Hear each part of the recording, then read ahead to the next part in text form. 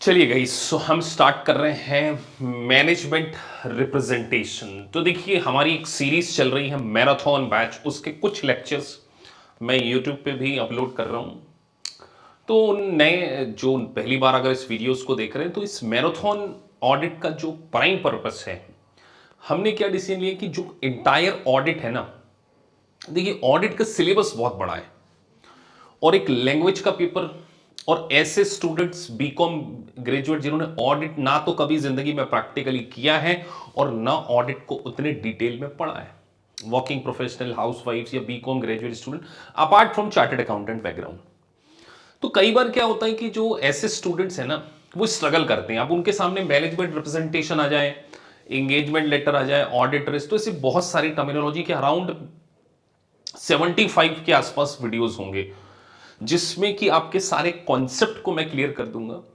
तो बेसिकली हमारे main curriculum का पार्ट नहीं है, लेकिन मेन करिकुलम को और डिटेल में अंडरस्टैंड करने के लिए ऐसे अराउंड 75 के अराउंड में वीडियोस पूरे यूट्यूब पे भी स्लोली स्लोली अपलोड करूंगा। पूरे तो यूट्यूब पे अपलोड नहीं होंगे, कि कैसे आपको कंसेप्चुअल क्लियरिटी लेकर आना है, आपको सिमुलेशंस कैसे करने हैं, आपको मल्टीपल चॉइस क्वेश्चन कैसे करना है, और वो पूरे वीडियोस की एक फाइल बनाकर कि अगर आप इन 75 वीडियोस को एक बार अच्छे से देख लेते हैं तो एंटायर ऑडिट आपका कवर हो जाएगा।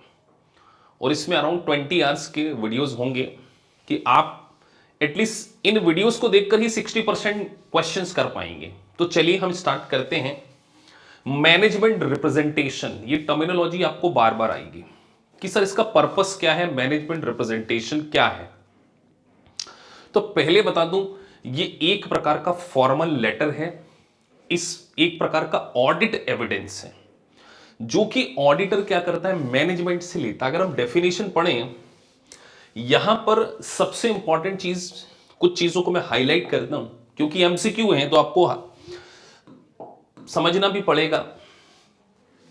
Management evidence that management understand their responsibilities and that management has performed all the responsibility। मतलब ऑडिटर रिटर्न में मैनेजमेंट से ये ले लेता है कि you are aware about your responsibilities, की आपकी रिस्पॉन्सिबिलिटीज क्या हैं।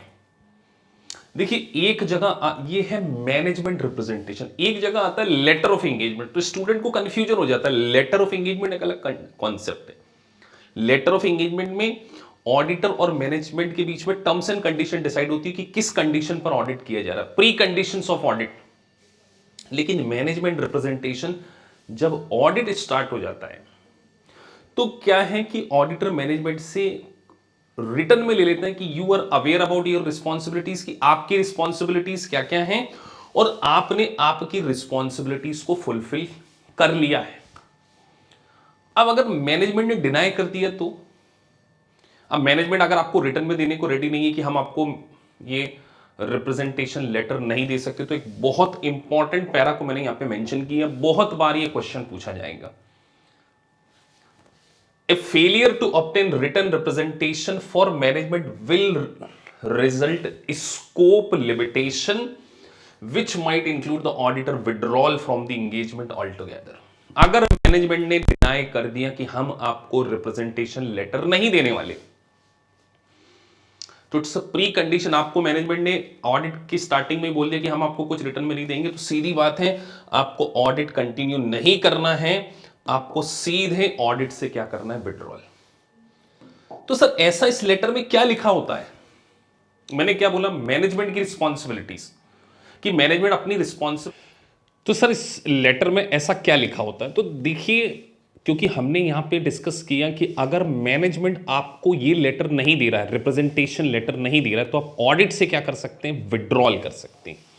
तो अब हम ये पढ़ेंगे कि ऑडिटर जब ये रिप्रेजेंटेशन लेटर लेगा तो उसमें क्या क्या चीजें, मतलब जो मैनेजमेंट अपनी रिस्पॉन्सिबिलिटीज किन मैटर पर क्या करने वाला है, एक्नॉलेज करने वाला है। तो सबसे पहले देखिए, यहां मैं अब कुछ चीजों को क्या करने वाला हूं, हाईलाइट करने वाला हूं। उसका रीजन, क्योंकि यहां से मल्टीपल चॉइस क्वेश्चन बनेंगे। तो सबसे पहली चीज, एक बात आपको ध्यान रखना है कि management is responsible for preparation and fair presentation of financial statement. ये बात आपको अच्छे से पता होनी चाहिए कि प्रिपरेशन करना, फाइनेंशियल स्टेटमेंट का प्रिपरेशन करना is not the responsibility of the auditor, it's a responsibility of the management. And fair presentation, sir fair presentation मतलब financial statement as per US GAAP के अकॉर्डिंग कंसिस्टेंटली फॉलो किए गए हैं। Financial statement as per applicable financial reporting framework, जो कि क्या है,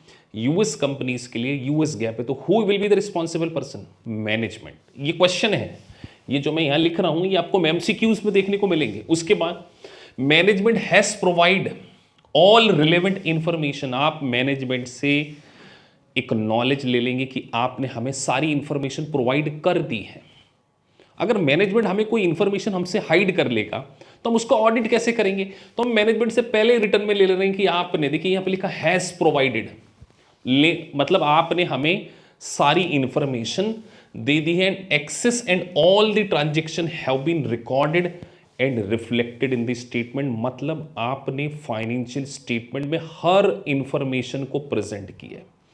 management is responsible for presentation, for fair presentation, preparation, और उन्होंने सारी इंफॉर्मेशन दे दी। और एक और बात, management is responsible for internal control.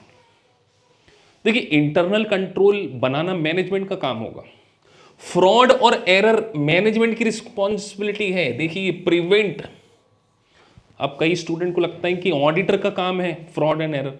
अरे ऑडिटर का काम फाइनेंशियल स्टेटमेंट को वेरीफाई करना है और ये देखना है कि उसमें फ्रॉड और एरर है कि नहीं। इसको रोकना किसकी रिस्पॉन्सिबिलिटी होगी? सर यार कंपनी आपकी है, मालिक आप हो, तो आप ऐसा सिस्टम बनाइए ना, ऐसा इंटरनल कंट्रोल स्टैब्लिश कीजिए जिससे कि फ्रॉड और एरर ना हो। तो मैनेजमेंट इस बात को एक्नॉलेज करेगा कि internal control and prevent and detect fraud and error has disclosed to the auditor and its acknowledge of fraud suspicion and allegation of the fraud, कि अगर कंपनी में किसी प्रकार का कोई फ्रॉड या एरर भी हुआ है या कोई एलिगेशन लगा, इस बात का डिस्क्लोजर मैनेजमेंट ने ऑडिटर को दे दिया, जिससे ऑडिटर अपनी ऑडिट रिपोर्ट में इसको मेंशन कर सके।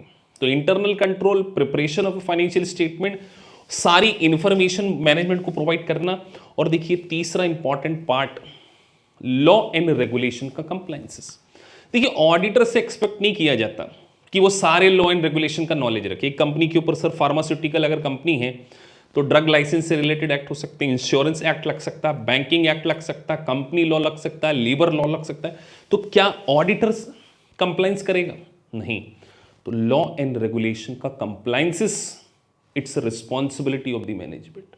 तो यहां all transaction of all instance of non-compliances with the law and regulation that should be considered in preparing the statement have been disclosed to the auditor। Auditor आपसे return में ले लेगा कि अगर आपने किसी प्रकार का कोई नॉन कंप्लायंसेस किया है तो आप हमें पहले से ही बता दें, जिससे कि हम हमारी रिपोर्ट में इस बात को मेंशन करें। इसीलिए मैं बोल रहा था